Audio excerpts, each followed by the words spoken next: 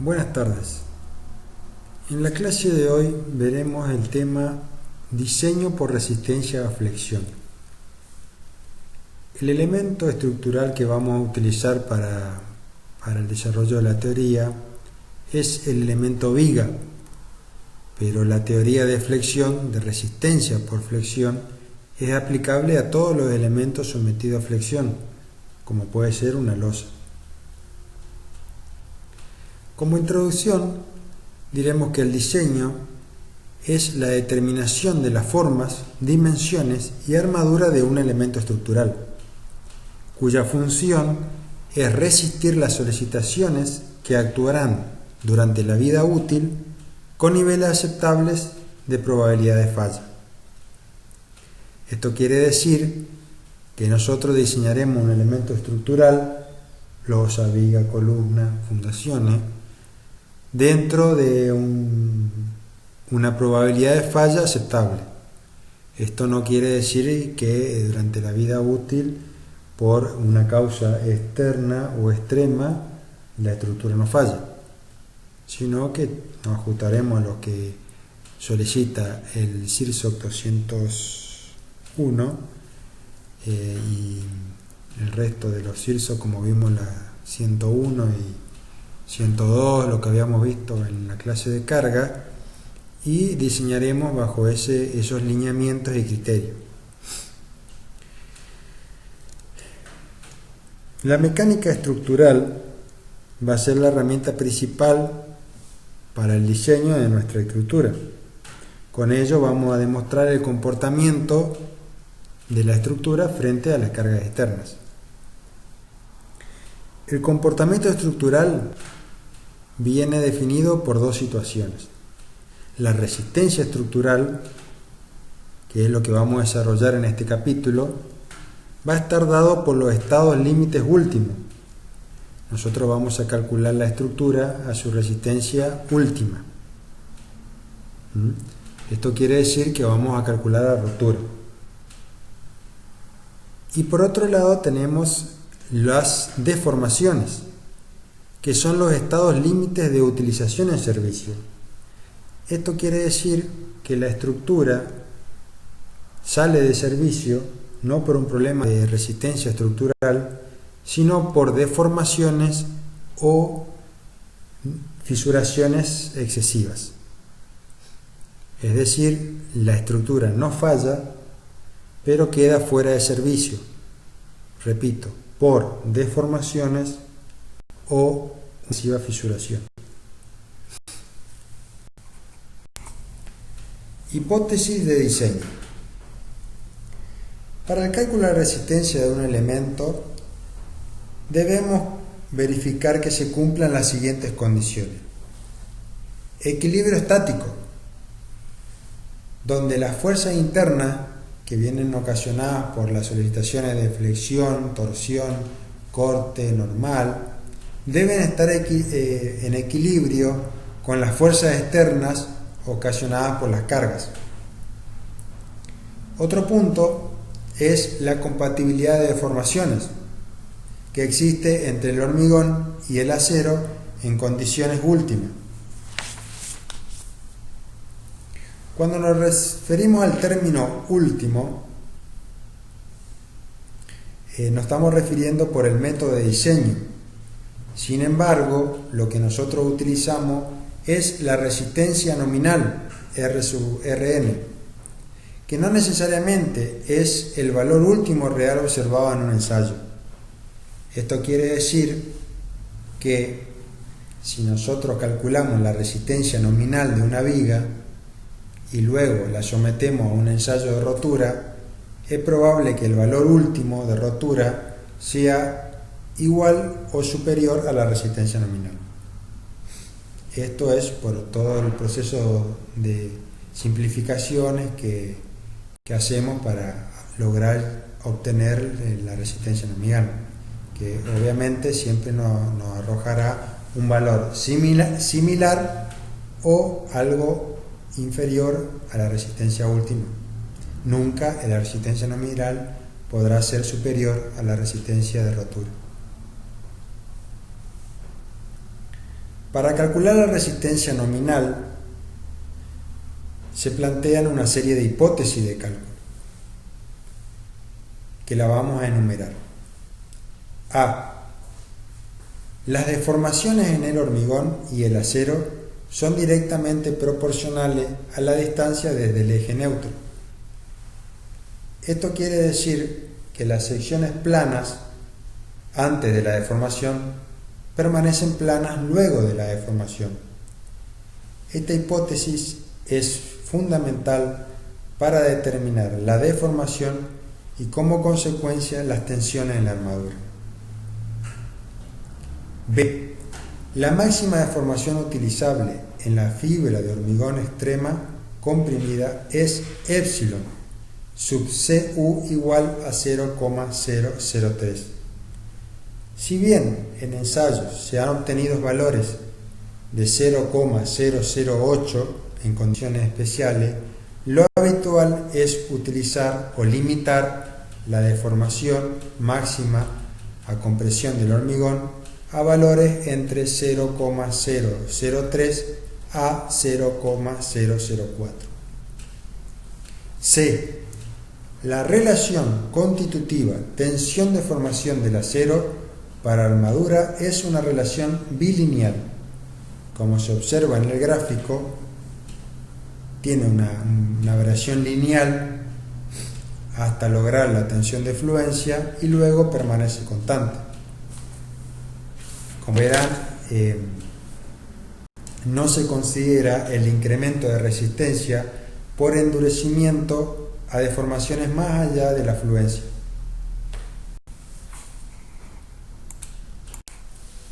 Punto D. No se considera la resistencia a tracción del hormigón.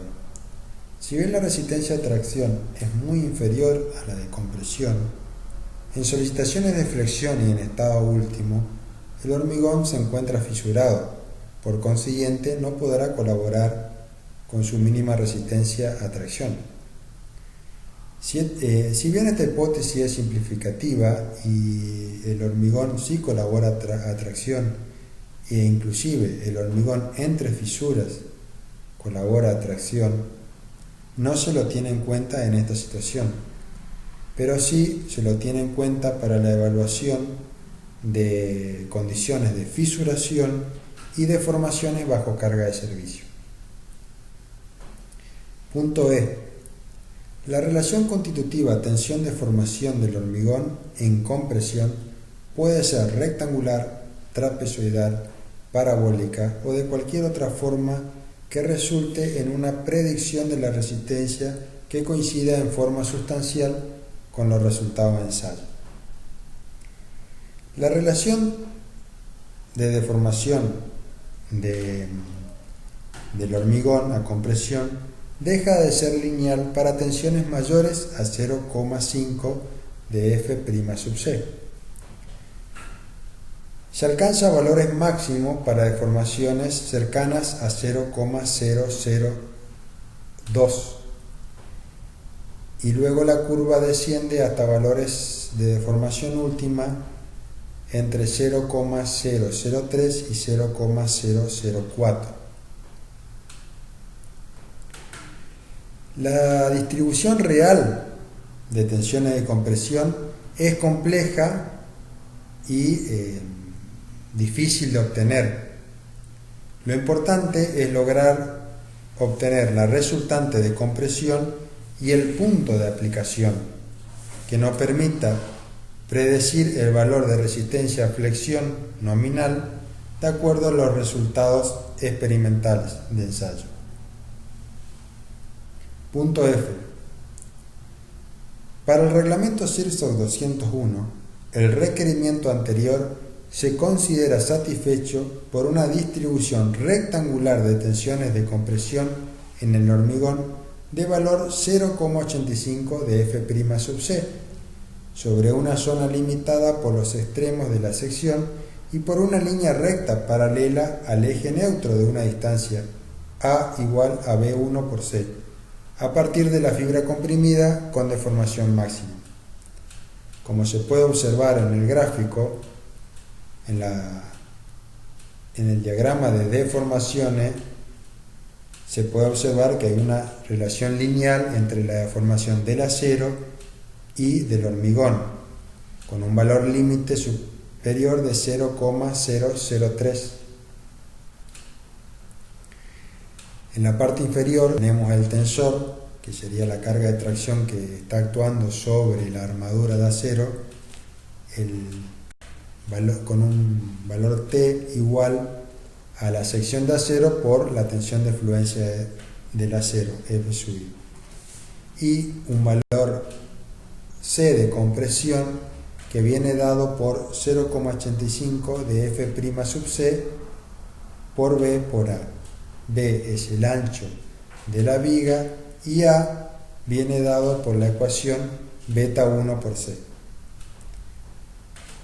De esa forma se transforma la parábola de comportamiento a compresión del hormigón real o estimada a una función, a un rectángulo que me genera una simplificación mucho mayor para obtener el centro de aplicación de la carga C. De esta forma se genera la cupla interna dada por el esfuerzo de tracción T y el esfuerzo de compresión C. Comportamiento de una viga a flexión. Cuando la carga de una viga se incrementa gradualmente desde un valor de 0 hasta alcanzar la falla, se pueden diferenciar diferentes estados en su comportamiento.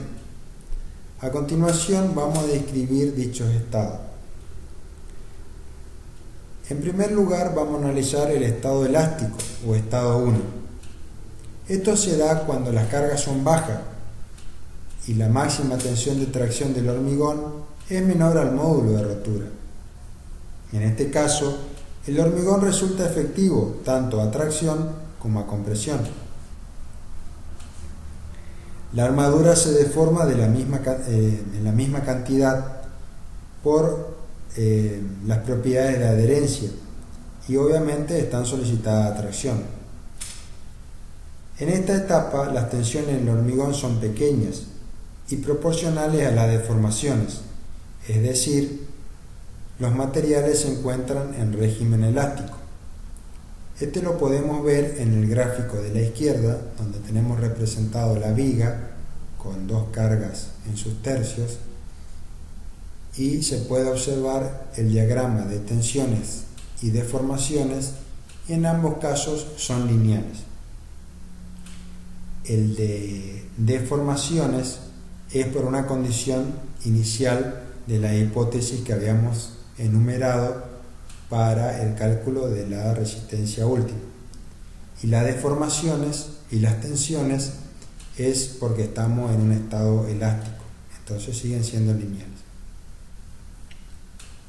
El análisis de tensiones normales para una sección, por ejemplo la sección central de la viga, se realiza aplicando la teoría de flexión para una pieza de material compuesto, es decir, aplicando los conceptos de sección homogeneizada, por lo general hormigón.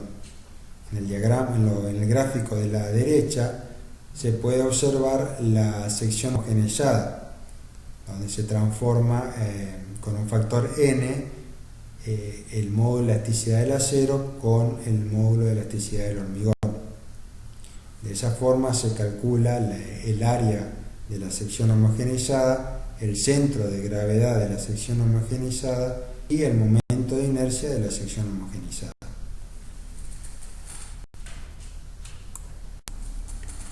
De la relación entre tensiones y deformaciones resulta que la curvatura viene dado por el momento externo, el momento solicitante, dividido el módulo de elasticidad del hormigón por el momento de inercia de la sección homogeneizada.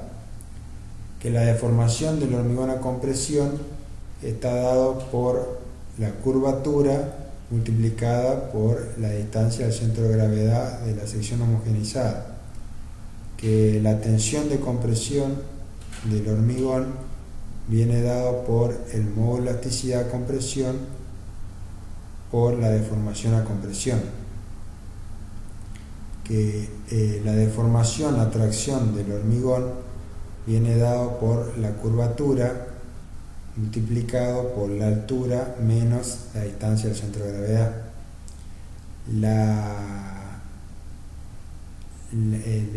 La tensión de tracción del hormigón está dado por el módulo de elasticidad del hormigón por la deformación a tracción del hormigón. La deformación del acero va a estar dado por la curvatura multiplicado por D menos la altura del centro de gravedad de la sección homogeneizada. Y la tensión del acero va a estar dado por el módulo de elasticidad del acero por la deformación del acero. Estas ecuaciones son válidas hasta que se alcanza la resistencia de tracción por flexión en el hormigón, es decir, que la tensión de tracción en el hormigón sea igual a la tensión de rotura, definiéndose el momento y la curvatura de fisuración como el momento crítico va a estar dado por la tensión de rotura, por el momento, por la inercia de la sección homogeneizada, dividido h menos la altura del centro de gravedad de la sección homogeneizada. Y la curvatura crítica va a estar dado por el momento crítico dividido el módulo de elasticidad del hormigón por el momento de inercia de la sección homogeneizada. Estado de fisuración o estado 2. Cuando la carga aumenta, se origina un cuadro de fisura, como se representan en la figura de la izquierda. En vigas bien diseñadas, el ancho de fisura es pequeño. Son fisuras capilares, que prácticamente no afectan la protección contra la corrosión ni la apariencia de la viga. Evidentemente, en la sección A de la figura de la izquierda, el hormigón no transmite ni un esfuerzo de tracción y la armadura es la que debe absorberlo. Para cargas moderadas, mientras la tensión de compresión en el hormigón no supere el valor de 0,5 de F' sub C, la relación constitutiva tensión-deformación se la puede considerar lineal, como se observa en la figura de la derecha. Se supone con buena aproximación que las fisuras se propagan hasta el eje neutro.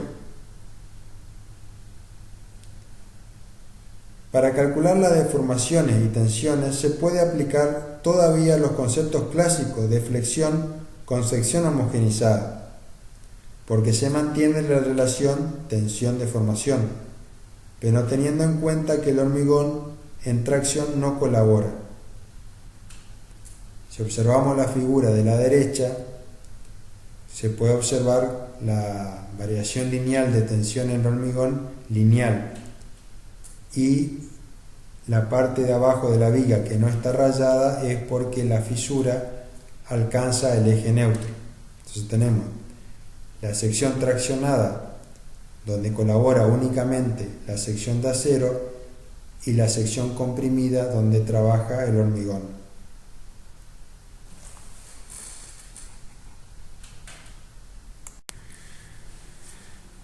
Para lograr la posición del eje neutro de la sección fisurada, igualamos el momento estático del área a tracción con el del área a compresión y obtenemos un factor K que nos permite calcular el momento de inercia de la sección homogeneizada.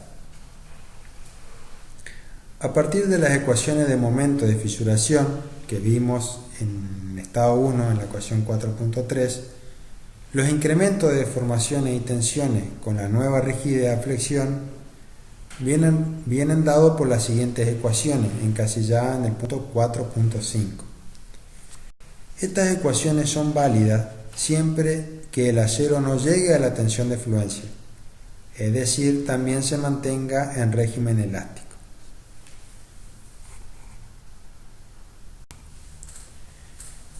Resistencia a flexión.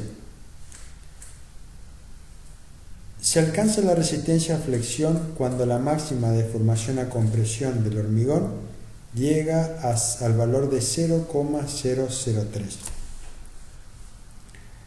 Como verán en el gráfico, los datos que tenemos o los datos con los que contamos son el ancho de la viga, la altura de la viga, la distancia al centro de la armadura y la deformación del hormigón, que es una limitante o una condicionante que se establece en el valor de 0,003. El resto son todas incógnitas. Para ello vamos a plantear un sistema de ecuaciones de equilibrio, de compatibilidad y constitutivas. Ecuaciones de equilibrio. La sumatoria de esfuerzos normales tiene que ser igual a 0. Entonces, esto implica que el esfuerzo de tracción más el esfuerzo de compresión tiene que ser igual a 0. Esto equivale a que la sección de acero por la tensión de fluencia sea igual a un factor alfa por F'(C) por el ancho por B por C. A su vez, aplicamos una sumatoria de momentos igual a 0. Esto implica que el momento nominal va a estar dado por T por Z, o sea, el esfuerzo de tracción por el brazo elástico, que a su vez va a ser igual a menos el esfuerzo de compresión por el brazo elástico. Las ecuaciones de compatibilidad vienen dadas por la deformación del hormigón a compresión, que está dado por la curvatura por C, que es la distancia al baricentro, que es igual a 0,003. De esto podemos despejar la curvatura haciendo 0,03 dividido la distancia al baricentro, al centro al eje neutro. Por otro lado, la deformación del acero va a estar dado por la curvatura multiplicado por la distancia D menos C. D es la distancia al baricentro de la armadura y C la distancia al eje neutro. Ecuaciones constitutivas. Para el hormigón se utiliza la resistencia a compresión F'(C) y dos parámetros, alfa y beta. La resultante a compresión viene dado por la ecuación C igual a alfa por F'(C) por B por C. Y la resultante C se ubica a una distancia beta por C. Los valores de los parámetros alfa y beta se muestran en la siguiente figura, en la figura 4.8, en función de la resistencia del hormigón F'(C). Como verán, hay variaciones entre 10, 20, 30, 40, 50 hasta 60 megapascales. Y los valores de alfa y beta varían entre 0,3 a 0,7. Para el acero se utiliza la relación bilineal, donde la tensión del acero va a estar dada por el modo de elasticidad del acero, por la deformación del acero, cuando la deformación del acero sea menor que la deformación por fluencia. Y la tensión del acero va a ser igual a la tensión de fluencia para cuando la deformación del acero es mayor que la deformación específica de fluencia.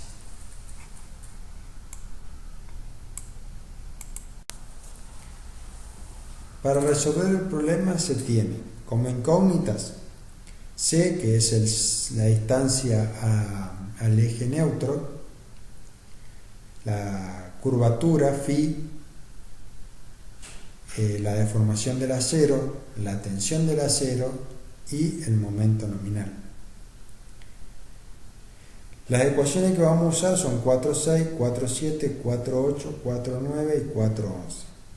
Son 5 ecuaciones con 5 incógnitas. Entonces hay solución.